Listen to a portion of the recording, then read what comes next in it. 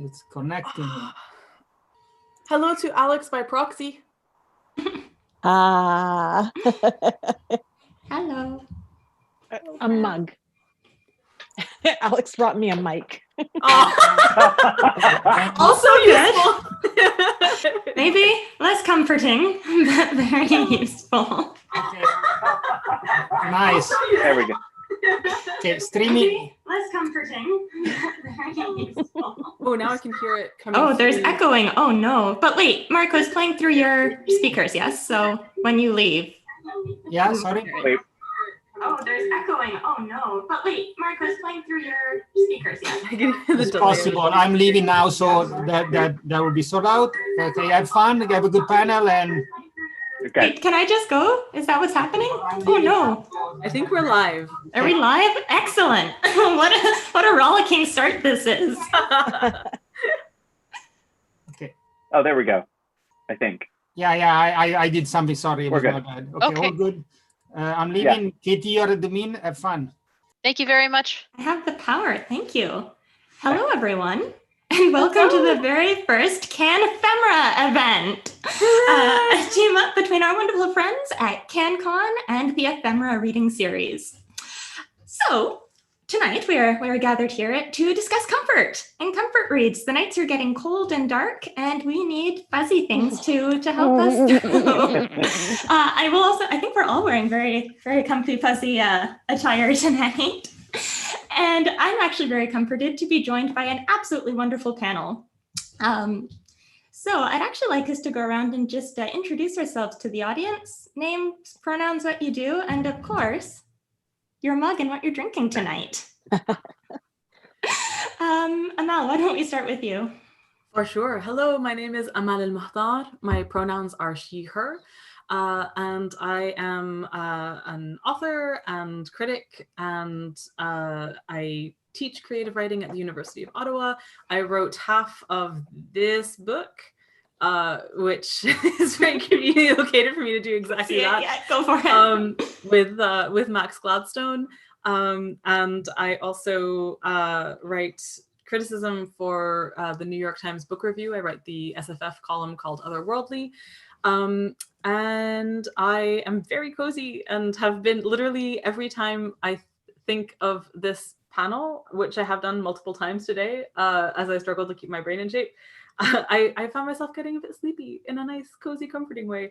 I am drinking a love tea. It says love. Cool. It is a puka tea that is like rose, chamomile, and lavender. That was sent to me in the post by my dear friend Margot, and is therefore more comforting for that, though I have not yet tasted it. But it is also, I must show off this Trident Booksellers and Cafe mug.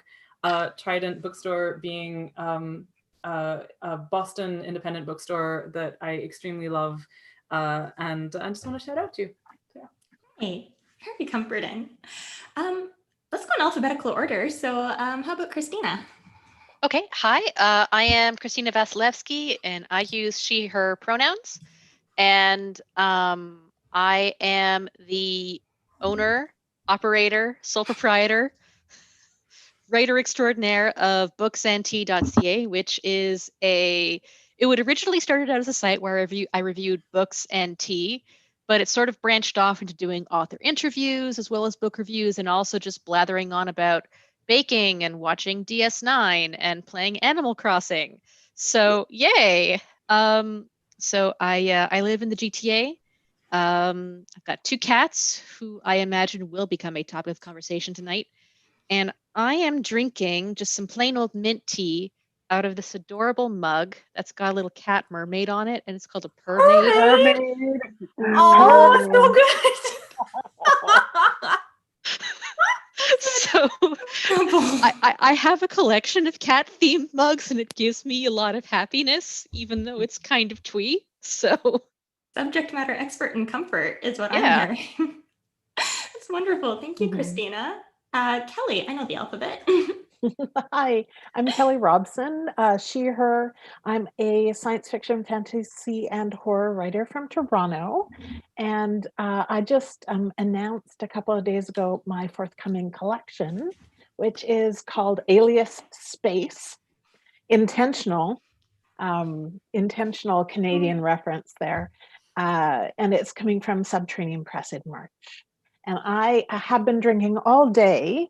I have been drinking whiskey tea from Whittard's, which I bring over from, have shipped over from England at great expense.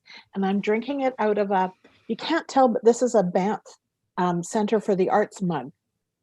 But the actual Banff has come off, but it's still a good mug. So it's loved. Yeah. And congratulations on your collection. Yes. Awesome. I 100% did not realize the pun until this moment, having like not thought of Alias Grace for like a million years. But anyway, yes. There are many more Canadian puns in the title story. Very excited. I'll go last, actually. So Mark, please go ahead. Hi, everyone. My name is Mark Shira. I use he and they pronouns interchangeably, whichever you feel like using. I'm the author of that one, Anger is a Gift. And this one, Each of Us the Desert. Look at that, that's so cool. You just get to do that. So I'm a young adult middle grade author. My middle grade book comes out in less than a year, which is wild. It's called The Insiders. And then I have lots of stuff in the pipeline that I can't tell anyone about, which is very exciting. I am based in Brooklyn, not in Canada, even though I love Canada and I miss all of you so much. One of the last times I went up to Canada was for you, Amal. And I spoke at your school and it was great. And you took me out in the coldest weather I have ever experienced in my entire life. Oh, how cold was it? It was the day where Ottawa was the same temperature as Siberia. That happens which I found out. Yeah, it was bad. It was really bad. So I am drinking, whenever I do events where I have to speak a lot, I drink throat coat tea.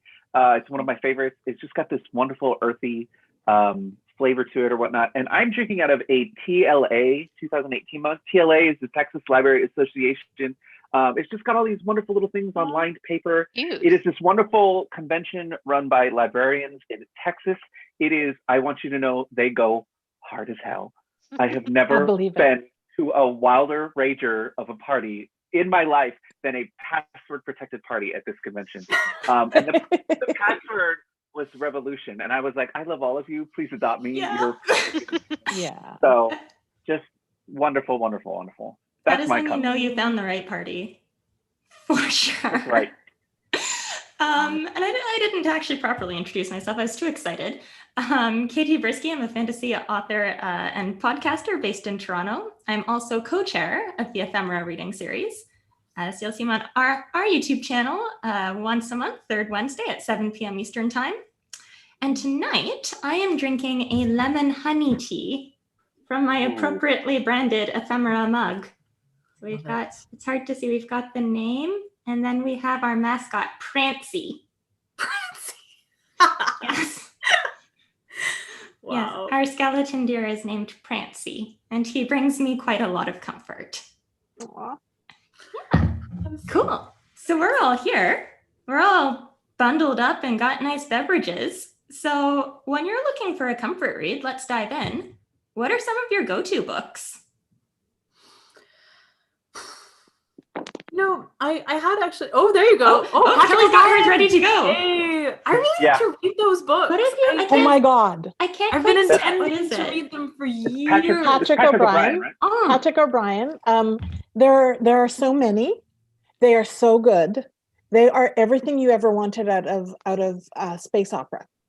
Ooh, yes. It is like Jane Austen wrote a space opera.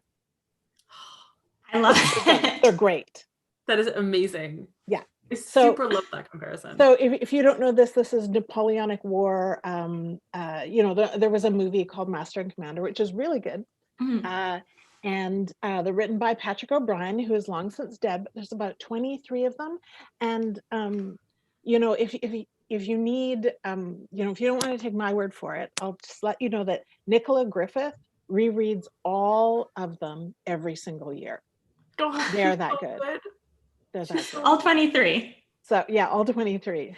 And I believe her. So I'm not the only person or the only science fiction, fantasy, horror writer who is absolutely crazy about Patrick Bryan. He is a god. Awesome. I'm going to write that down. You know, the funny thing is, I genuinely did prepare for this panel in the sense that I was like, yes, what are my comfort reads? And then I realized that I find that I think about comfort reads differently now than I used to for a whole bunch of reasons. But one of them is that when I'm constantly reading books that are coming out like 3 to 6 months in the future, and when that leaves very little time for me to just kind of read on my own and stuff like that, I find that there are some things that I'm sort of selecting for, hoping they will be comforting. But ultimately, the things that I do find comforting are things written by people who are dead. Like, as weird as it's just that there is a kind of factor to reading something that is absolutely not in current discourse anymore. So like turning off critic brain completely and thinking not about how something fits in terms of advancing conversations and stuff like that, but instead that is kind of like almost preserved in the amber of something, of totally different conversations, I find super comforting. And so even though I wouldn't like, it's weird to recommend them because they're not necessarily inherently comforting books, but the feeling that I get from reading them is enormously relaxing. So like I reread Blood in the Mist by Hope Merleys recently, and the Patricia McKillip's Forgotten Beasts of Eld. And like, so like anything written from like the 1800s to, no, actually from the 1780s to the 1970s is like ideal for me comfort wise. And like The Hobbit fits into that and stuff too. But it's been a weird thing to take stock of lately, that I just want to read a book and not feel like there are more voices in my head than just the one that's on the page. Yeah, I was going to say, it sounds restful. Like you've got a pocket just to yourself. Yes. I'm glad you started off that way too, because I'm in the same boat, because I still run Mark Reads, I still run Mark Watches, where I'm consuming things and analyzing them and putting my own thought into them on top of writing books. On top of, I also have a job here in New York City working for a foreign rights agency. So I am also reading books that are like a year out or haven't even been bought. We don't even know if they're going to be published. So I need to read things on my own that have nothing to do with all of those things. And so I turn to things that aren't actually comforting, so also mine aren't always dead people. They're almost always trilogies though. I love my comfort being not one book. It's, I'm going to sit down and I'm going to read the whole series in one go. And a trilogy is a good thing for like a week-long comfort where I'm just going to read every night and this is the thing I'm going to get into. So I have a thing every year, usually around this time, where I reread his Dark Materials. Like, it is just my thing that I go to. And now the show's on and I love the show. And it's been this really great thing to have that aspect too. I reread the Bosong trilogy by China Mieville, which is in no way comforting in any respect at all. Those books don't make you feel great at all, but they do make me feel great because there's just something about that world and how strange it is, and just seeing, like, I can pull back the critic part of my mind and just be like, you are an unhinged author, and I just love getting to see you go as far as you go, and just having that joy of like, I know where you're going, but I still love seeing how you get there every single time. So yeah, I'm kind of in the same boat where I have to have very specific things that it's just a way to disconnect from everything. Right, that makes a lot of sense.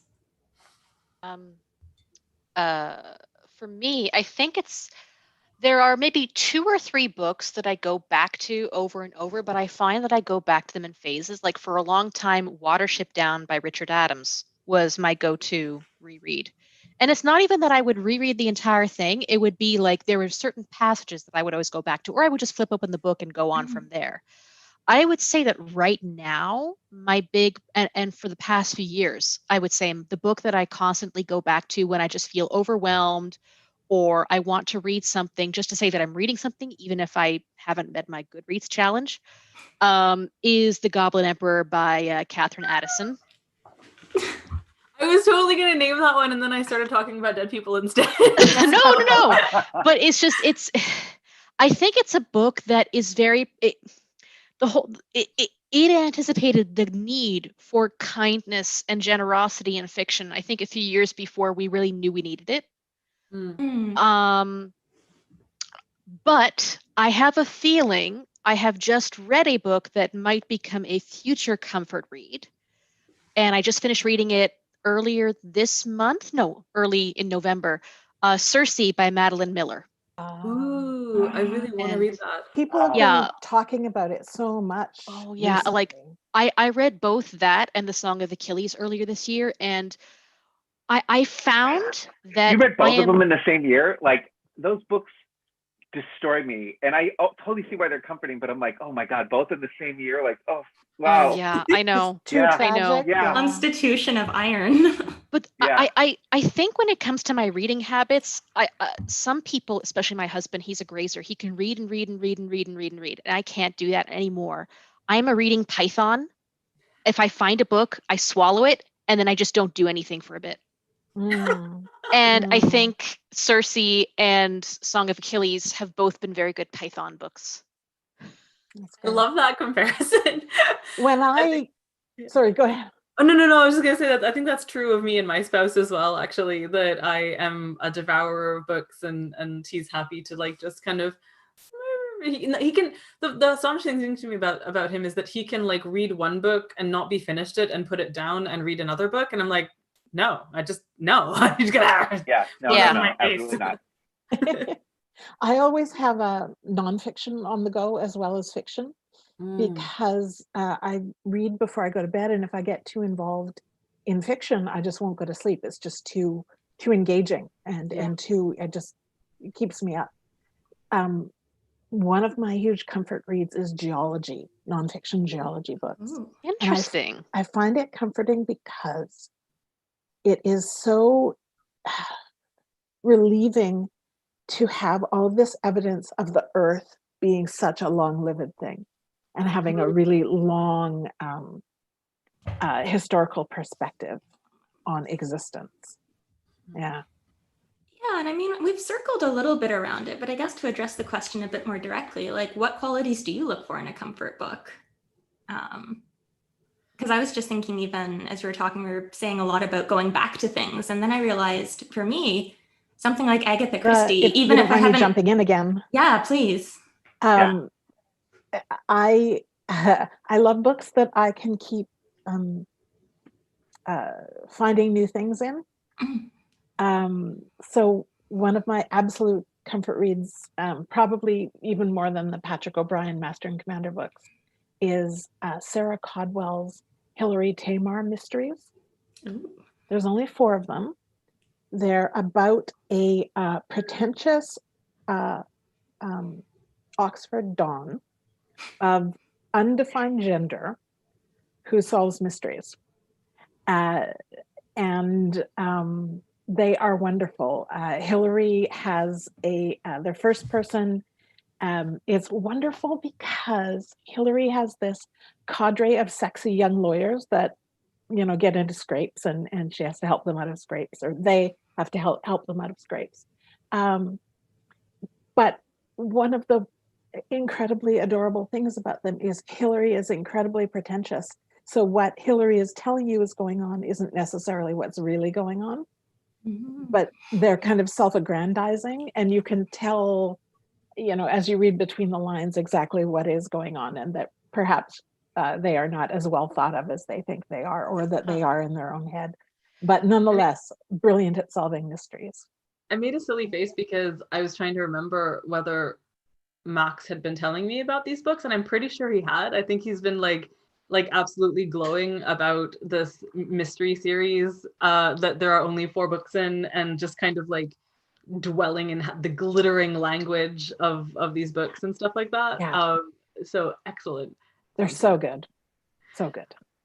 When I think about qualities in a comfort read, it's interesting because like there's I think that there are different angles to things that to something being comforting, and one of them is that idea of like a return. Like when I read The Hobbit, I feel like I'm sinking in through like layers and layers of my own memories, like because I've read it so many times and I know it practically by heart, and there's still somehow this enormous comfort in just sitting and like and the familiarity essentially is like a big part of the comfort.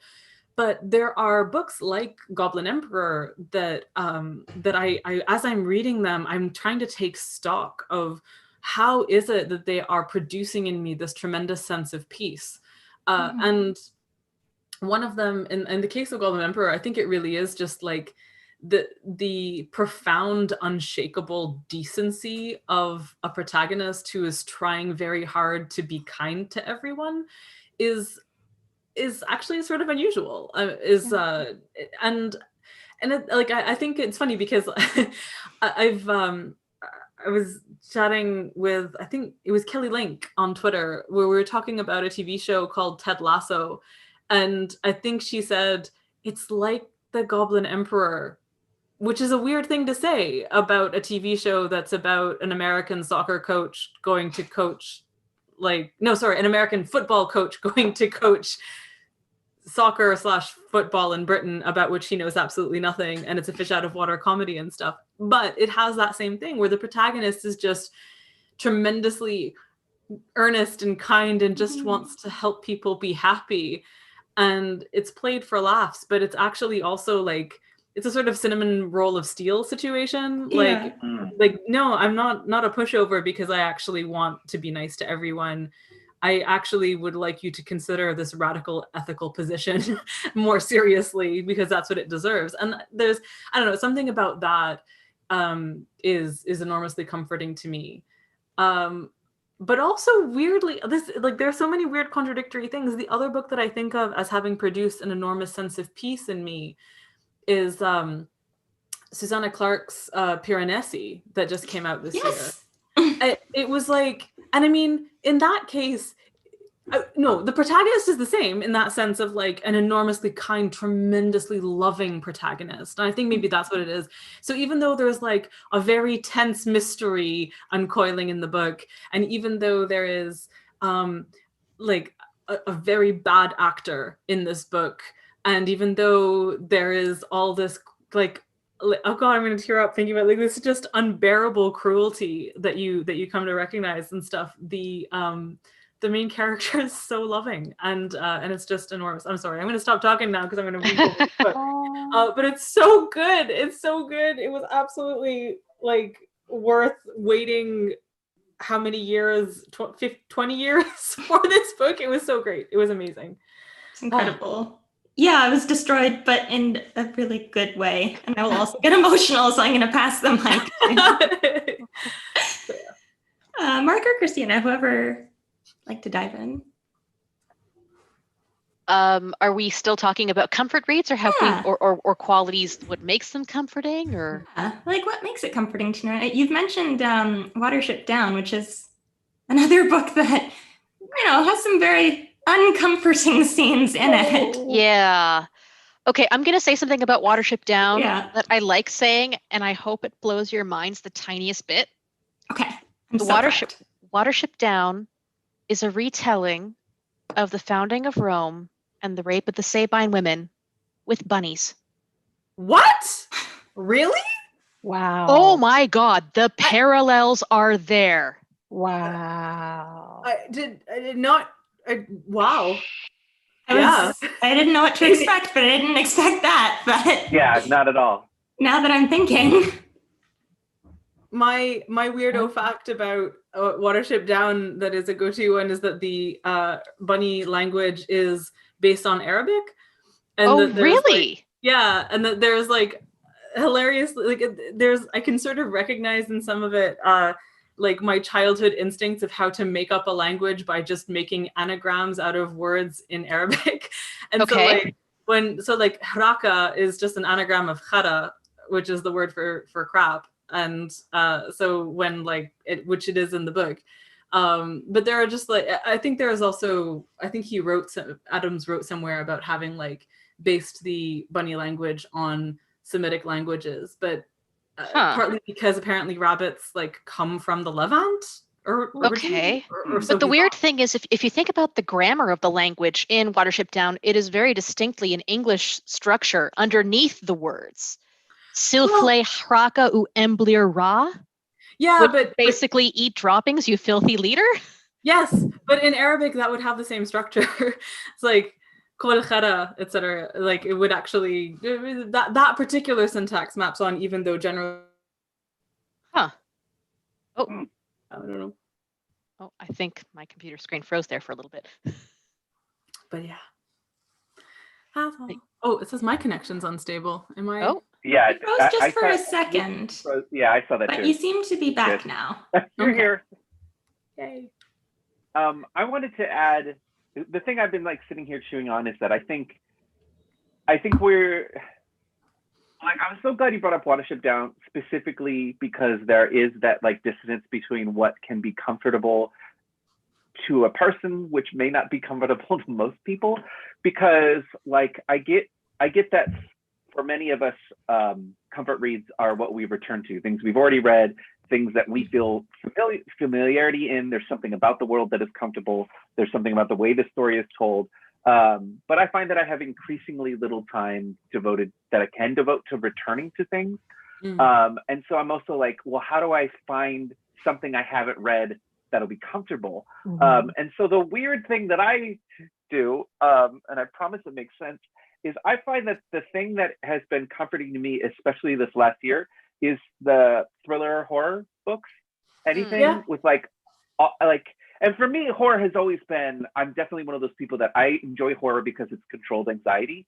It is about this thing that is monstrous and out of control and terrible, but I know it's not real, and I know I can control it by closing the book and putting it away, or turning off the movie. Like there's just this element to it that I like to see how far I can have an emotional reaction to something. And so a thing can be comforting in that sense to me, even though physically I'm like sweating, everything hurts.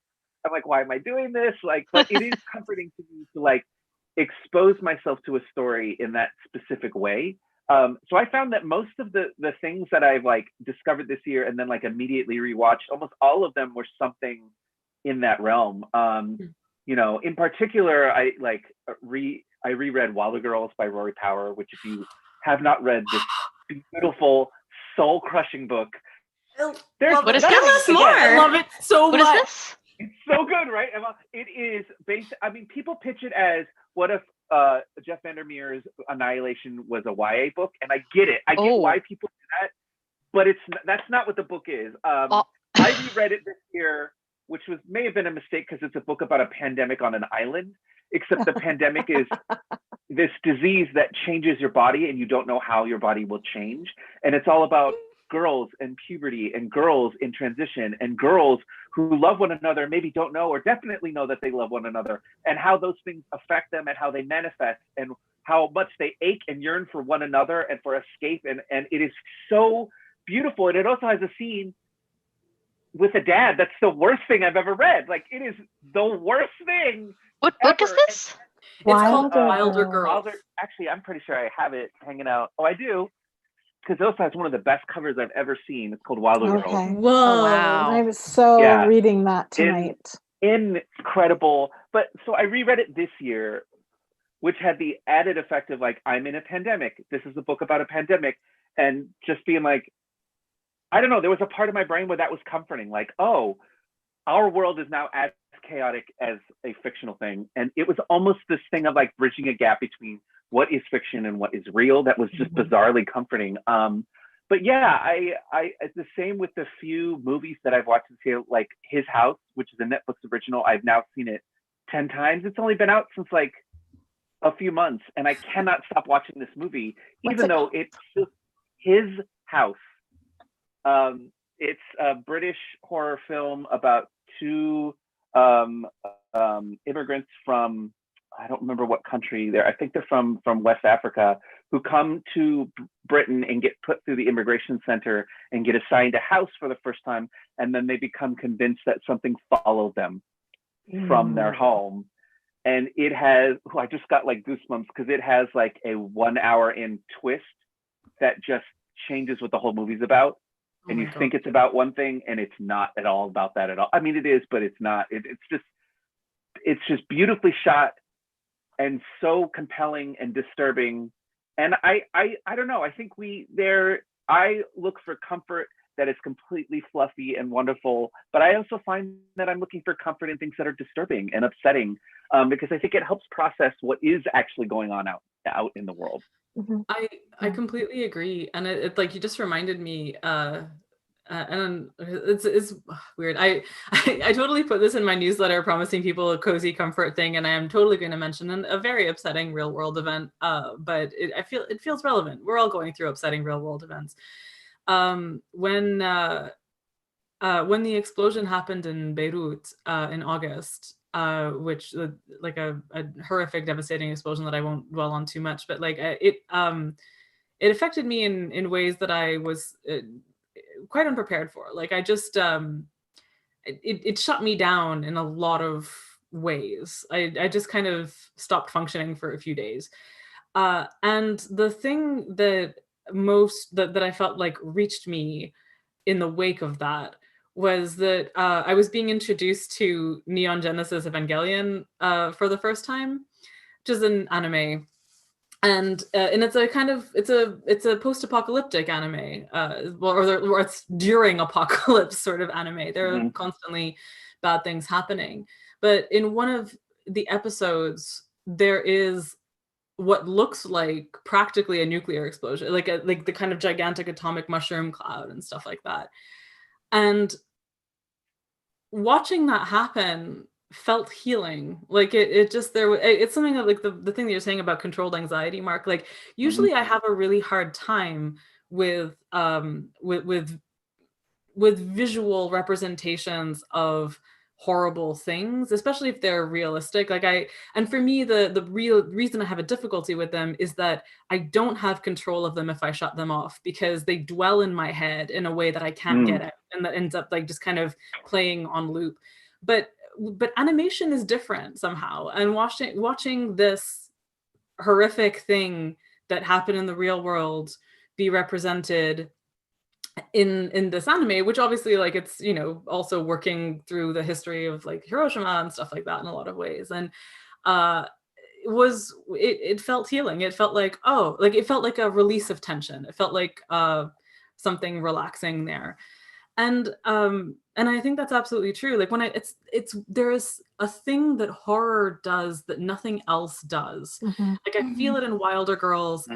I felt it in Parasite. I felt it like there is a kind of really it's funny actually. I think Dongwon Song, our agent, Mark and my agent, has mentioned this like horror that feels like it's on your side, sort of like that horror that isn't that is specifically about addressing something that a horror of a real world marginalization and stuff, like horror that feels like is being written from the inside out, I guess maybe it's another way of thinking about it, has such a liquid, visceral quality to me when I think of its visuals, or when I think of its sometimes its sparsity or its feralness, that it also produces that kind of release that I think a lot of comfort stuff does, that we look for with a cozy thing, but from the other side.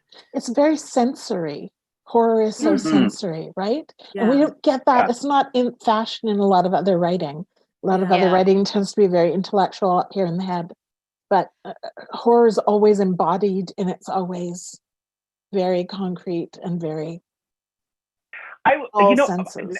You said that, and it just triggered something in my brain, which is I think there might be only one other thing that does it, but from a different emotional place, which is that a really well-written romance feels very physical. It does, like, and I find like a really good romantic comedy or something where the people I'm rooting for, even if terrible things are going on in the background, that act can feel that same thing, except whereas horror, I'm feeling the release of tension is terrible. Like it's this awful, terrible thing, you know, where romance, it springs in the other direction.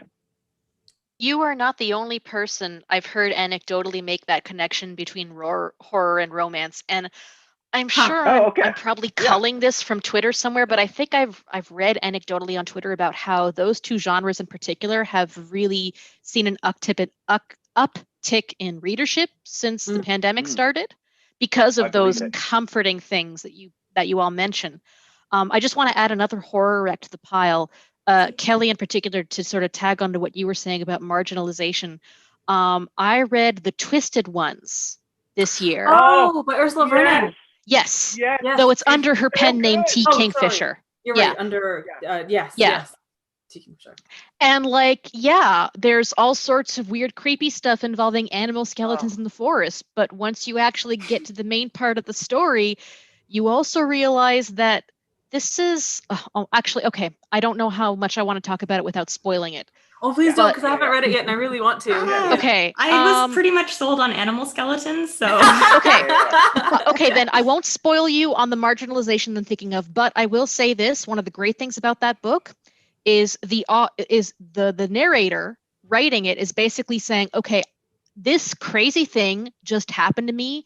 I am writing it down to make sense of it. Don't worry, I am alive, and my dog survived too. Yeah.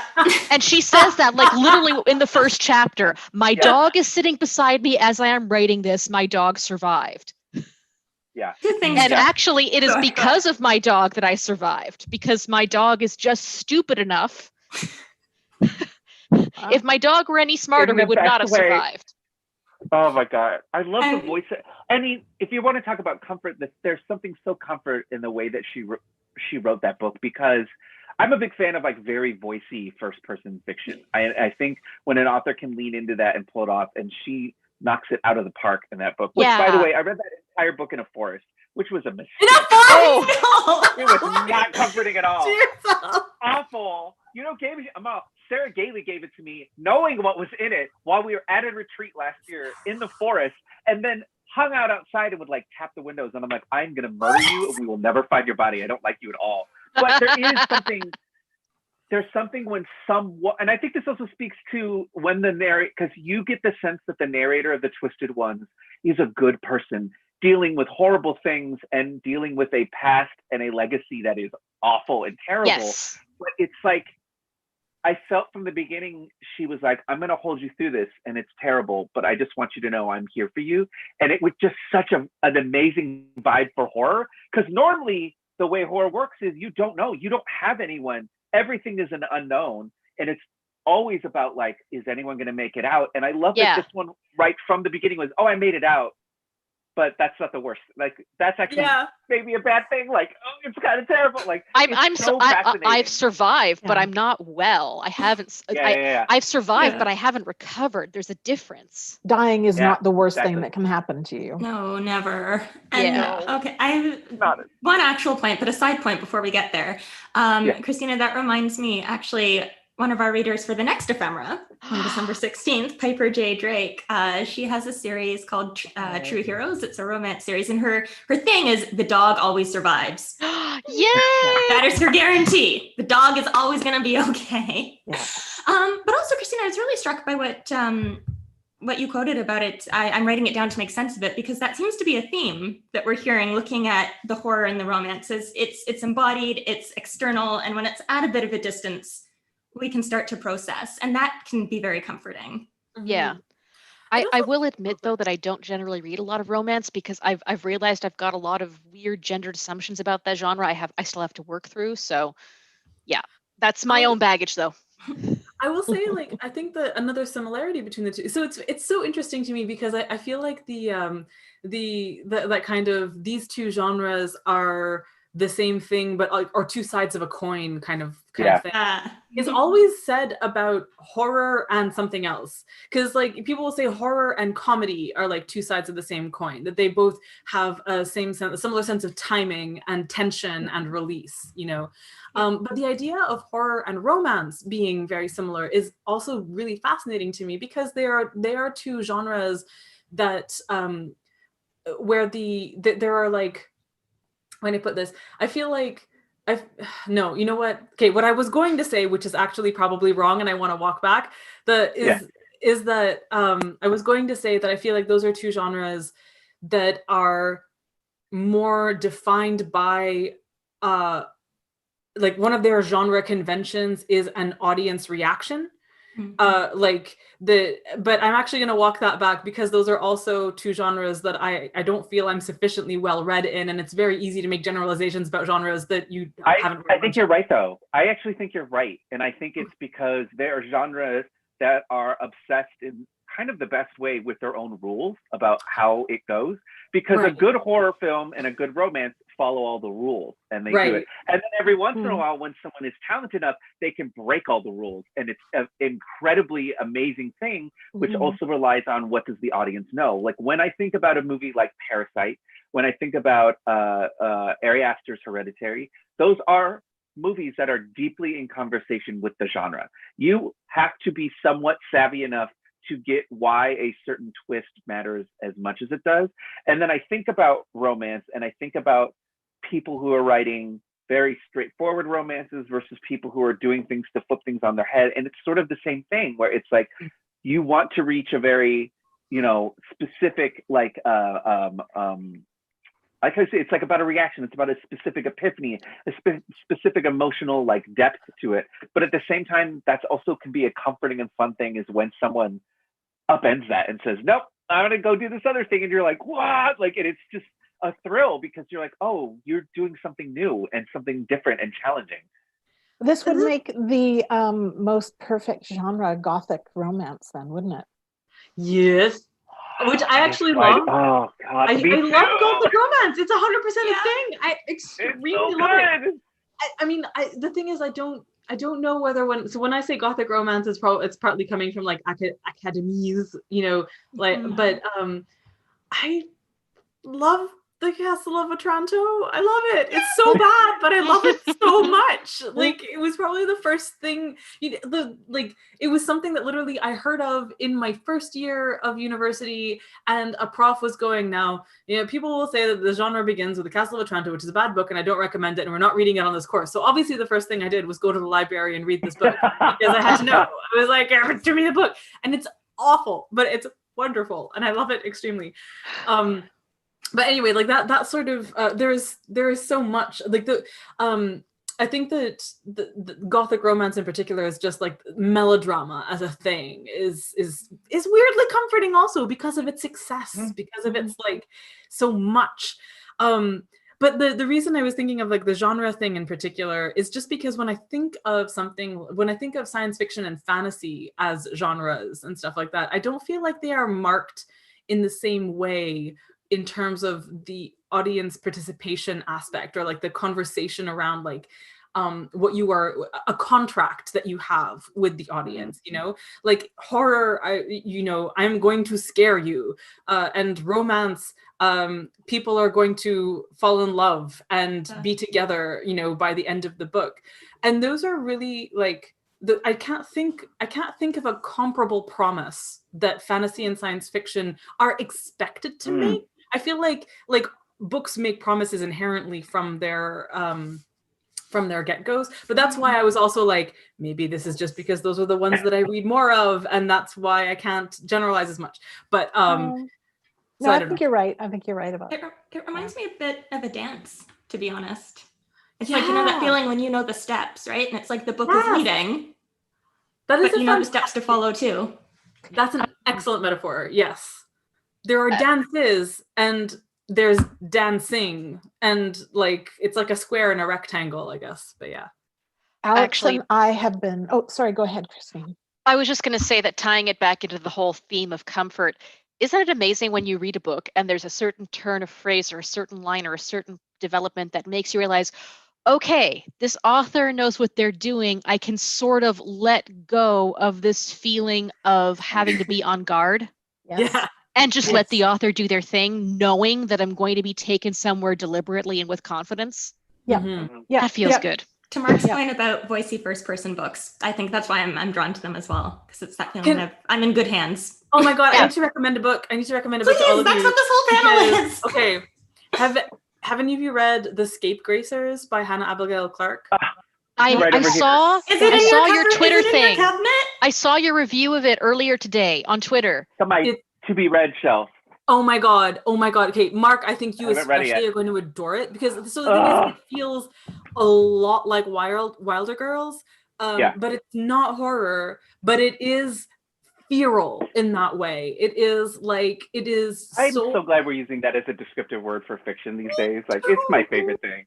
Like, it is so much. I'm absolutely indebted to Avery Alder and Monster Hearts for, the phrase "keep the story feral" is just something that I feel like I want to have just written above my computer all the time for it's aspirational. But Scapegracers is it's like if the 1996 movie The Craft, if The Craft had actually loved women, if it had actually allowed itself to imagine that women could actually love each other and not just compete for power and stuff like that. That is Scapegracers, and it's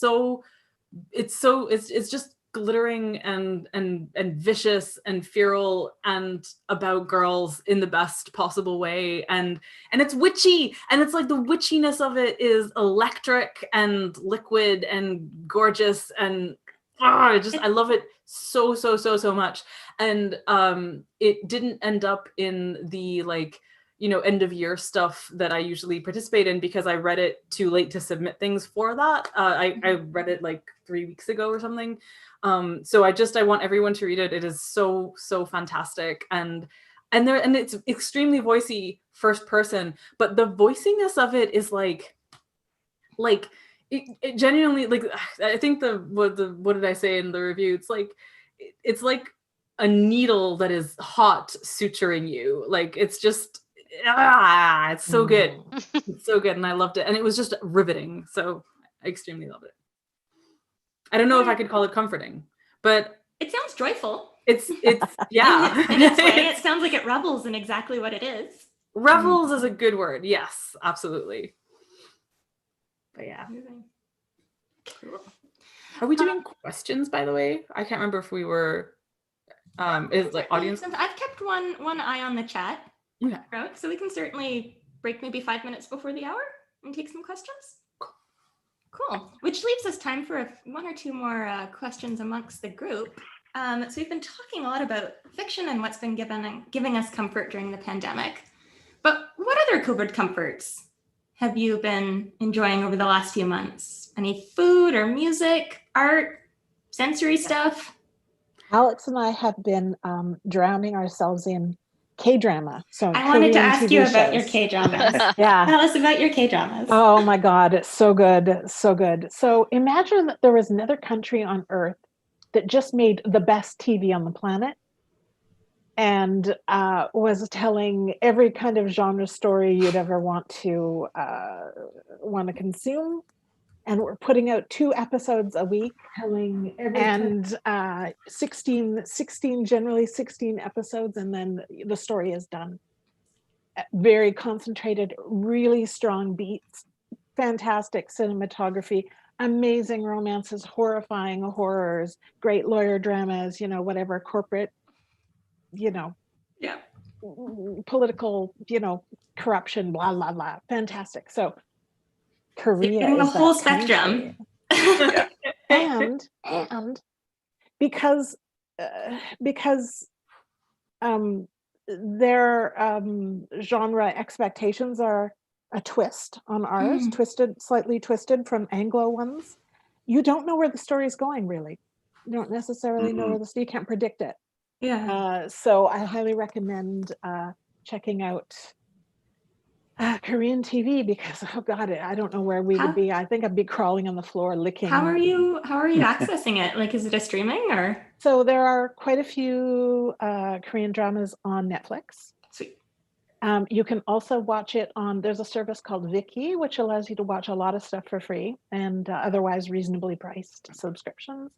And I would recommend watching something called Goblin, which is a fantasy romance, which is just gorgeous and fantastic and very, very famous and really good. Amazing. Yeah. Goblin is about a basically a demigod, a 900-year-old demigod, and a Grim Reaper who end up being roommates. In Oh Seoul. God. That sounds adorable. Yep. Yep. My comfort viewing has mostly been cartoons. So there have been some absolutely wonderful ones this year. So Kipo and the Age of Wonder Beasts, which is on Netflix, is magnificent. There are 3 seasons of it. I have not yet watched the 3rd season because I've been saving it for myself.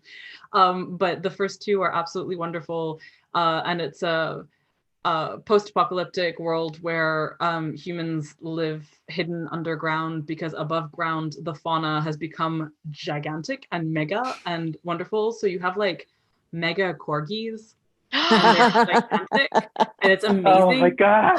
And like mega bunnies, and so it just, and the soundtrack, there's a soundtrack to it that you can get on Spotify that introduced me to one of my favorite new artists, Dope St. Jude, who is just fantastic. And she's got a song called Girl Like, and I just cannot stop dancing to it as Spotify informed me in its in my it does it's that time, isn't it? The like yearly roundup of what you've been listening to. Yep. It's hilarious because Stu and I, my husband and I, share Spotify lists. So when we have very orthogonal tastes, so it makes no sense the end of it, but anyway, but so viewing wise, but video games are a thing that I kind of have discovered this year. I was gifted a Switch Lite back in March, and I haven't had consoles ever because there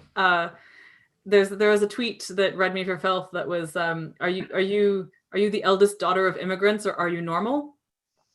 As it turns out, So, but I never got to have video games when I was growing up. My brothers did, but that's a whole other thing.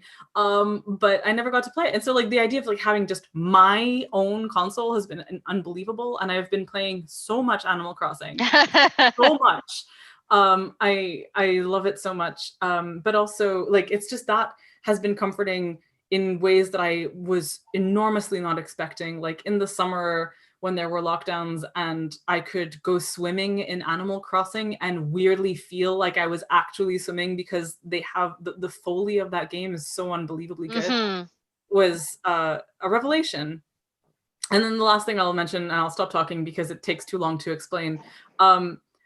There's a game called Blaseball, which is a browser game, which is just weird fantasy world baseball, like fantasy, like baseball if it were played in Welcome to Night Vale or something like that.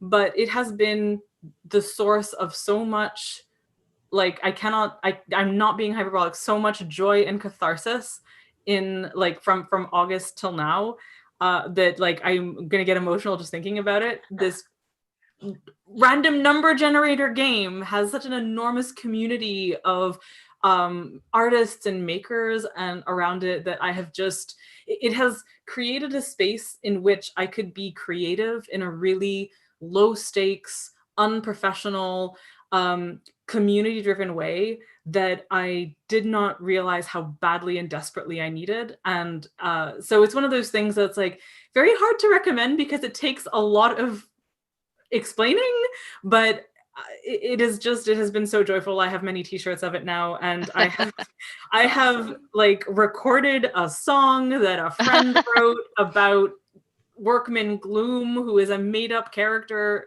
It's unbelievable. Anyway, things, that's all. Baseball's great. I've enjoyed your tweets on the matter. It has brought me vicarious joy. Thank you, Katie. I will take this support and keep it in my heart. Thank you. Just jumping on the video game bandwagon. Yes, I fell hard for Animal Crossing in the spring, but I've been playing it still, but lately I've moved on to a different fixation on the Switch. Hades. Hades. I haven't started Hades. I'm very excited. Oh my God. Okay, so I admit I am a horrible player, so I had to turn on God mode in order to beat the game. God mode is basically every time you die, your damage resistance increases. So, Solid.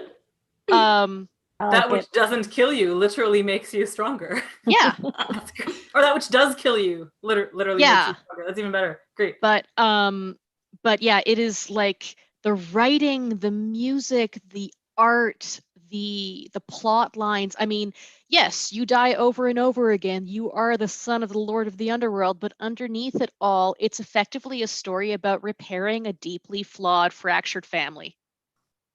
Because the Olympians are totally high on their own bullshit. And Zagreus is just like, okay, no, we're going to talk about this. We're going to bring all of this stuff out into the open and talk about stuff like, you know. that sounds amazing. Yeah, so it is so good. And also, you get to pet Cerberus. And in fact, yeah, so and if you play on Steam, I don't play on Steam, but I play on the Switch. If you play on Steam, apparently there is a Steam achievement for petting Cerberus 20 times. Oh my God. Wow. That's very good to know. Yes. Beautiful. And oh, go ahead. And also, since we mentioned Song of Achilles, there is a significant subplot involving Achilles and Patroclus where you have to reunite them. Oh, yeah. Oh, that's wonderful. Yep. I'll just real quickly, my 3 things that aren't books that have been my comfort. Also video games. I didn't grow up with consoles either, so I've become obsessed with them as an adult. This is on all of them. I love the Borderlands video game series. They're a first-person shooter written by people who think first-person shooters are terrible. So they're full of jokes. They're visually extremely over the top. In particular, the 3rd one came out last year, but I didn't start playing it until March, like in the middle, like right as lockdown came. I went and bought it, was like, okay, I'm going to give time off to play this video game. And I will say that I loved the 3rd one so much, but one of the things I like about it is that you get, there's 4 main characters in each game, and then you can get like extra characters when you download other versions or whatever. But of the 4, I believe 3 of them are immutably queer. And I love that you have a game where you can make a character who you want, but this is the one where, I play Phemera, who is a bisexual South Asian woman, and she just hits on everyone. And it's just, there's something that's just so great about, like, this is a game played by millions of people, and you can't change that she's queer. She just is. And she also has the best powers, so everyone plays with her. So that's amazing. Baking.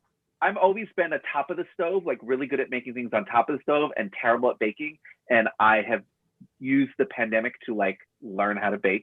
My greatest success was a pecan sour cream coffee cake where we have chopped pecans in the crumble.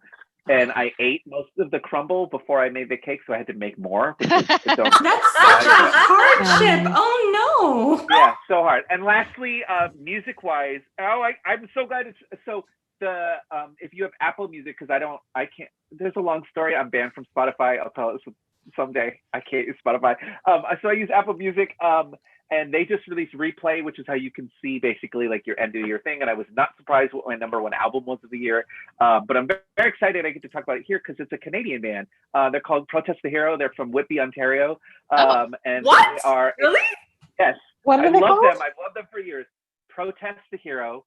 They are a progressive band, both in that they write like musically, they sound like a progressive, like hard rock or metal band, but they are also have incredibly progressive politics. And their album come out this year called Palimpsest, which is one of my favorite words. A palimpsest is a document. Is it based on the book?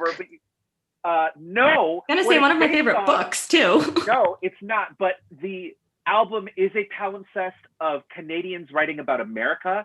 And it is them attempting to rewrite what they see America as.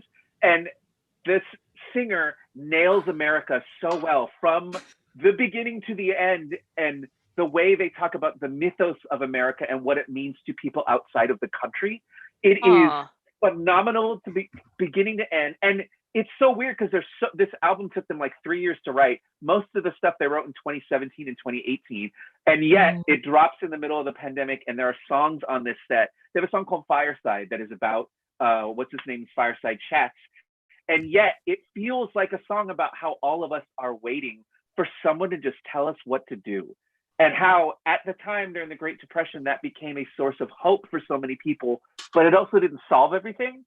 And now we're in a time where, man, I really wish we had fireside chats. Like, we don't even have that. Like, we have nothing. And it's just, the final count was I have listened to this record 867 times this year. Holy like, it has just ruled my life all year. I love it so much. And they're from Whitby. They're from Whitby, Ontario. I am in Pickering, which is 2 towns over from Whitby. So I'm such a Torontonian, but like I have a vague idea of where Whitby is. The only thing I know is good orientation, Christina. Thank you. Like magnificent author Kenisia Lubrin is from Whitby. Like, that's like the only thing that I know about it. But I do know like where it is roughly. That's amazing. I'm delighted to look this up. It's interesting too because that band and another one have taught me a lot about Canada. The other one was, remember when I came to speak at your college and I knew what the Gatineau was? Yes! And the reason I knew what the Gatineau was because of the Canadian band Propagandhi, who I'd been listening to since I was a kid. And they have a song called Dear Coach's Corner about the TV show that taught me what the Gatineau was and why it was important and how it is instrumental to so many people learning to play hockey and being on the ice all the time. So that's how I knew what the Gatineau was. I even was, oh, that's a Gatineau. And you were like, Mark, how do you, what? This is so amazing. Punk rock band from Winnipeg. So I love it. Oh my God, you're warming our little Canadian heart. Yeah, our frozen. That's my comfort to all of you. Thank you. I see that we are just past the hour. I know that the lounge is open if you're a CanCon member. So I will be departing there. Brandon says I in the chat. Hi, Brandon. If you have any questions, feel free to very quickly type them in. And or we'll, I'm going to go ahead to the lounge. I'm going to refresh my tea. And then from what I understand, it's very much like a virtual con. You have a little avatar. You can move around and talk to people. In this app? No, it's a separate one. After you go to the CanCon page. I honestly can't remember if I have a login or not because I kept the email with the links in it. It's in there somewhere. It's in there. Yeah, there exactly. But Brandon now says I typed too quickly. I want to show you my. I've been making notes about things things to read and things to look and listen to, and so thank you very much. I love that. It's been great. If I can shout out like one more album, Fiona Apple's Fetch the Bolt Cutters. Yep. Amazing. It was number 2 on my Spotify this year, apparently. It was number 3 on mine. Oh my God. She's just so okay. I don't know if you saw this. So you know how there's a song on there called Shamika? Yes. I already know what you're going to talk about. Oh my God. That article. So there was an article. So like an hour. It turns out that the actual Shamika from that song is a rapper, is a hip hop artist who's been working for like 30 years. But they had totally lost touch since childhood. And it took their grade school teacher hearing the song on Fiona Apple's album going, oh my God, Shamika, do you know that this song is about you? And she was like, what? And then they got in touch again and are making another song together about the things that they lived through and stuff. And it's just like stories that are about like women connecting women to each other are just like blah, just destroy me. So I was very, very, very moved and wrecked by that. And I'm extremely excited to hear the song. But yes, so that was my last thing. Before we part, just a quick question from Quinn. K-dramas, will Goblin break my heart? It depends on how you feel about reincarnation. There you go. I think that's a great note to end this panel on.